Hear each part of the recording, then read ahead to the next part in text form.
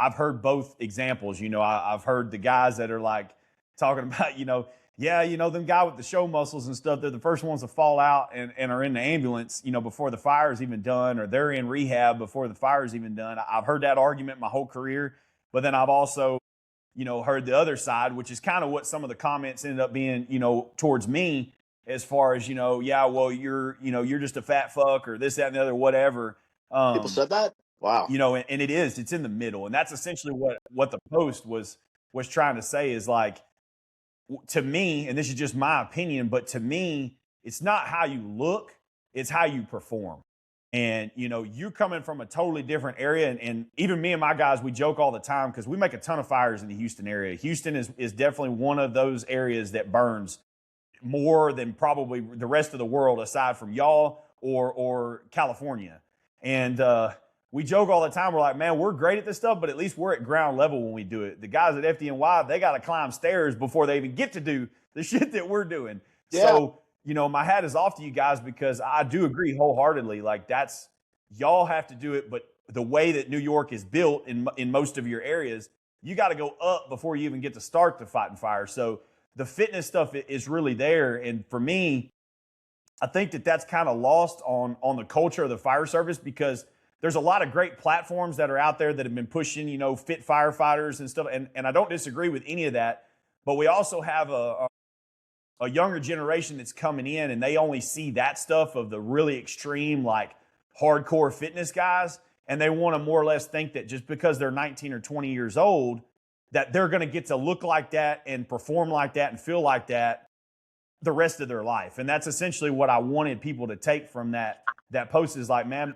the 20-year-old version of me was one thing. By the time I hit 30, my body was doing a different thing. By the time I hit 40, my body's going to be doing a different thing.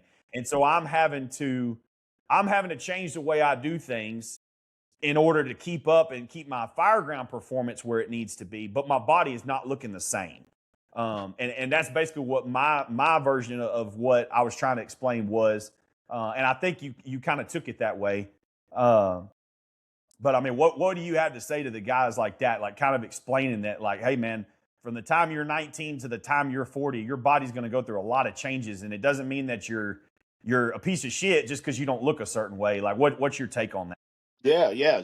So I'll speak to the literal part of what you're talking about and your post, which was six pack abs, right? Six pack abs are acquired primarily by diet and by calorie, daily caloric intake, right?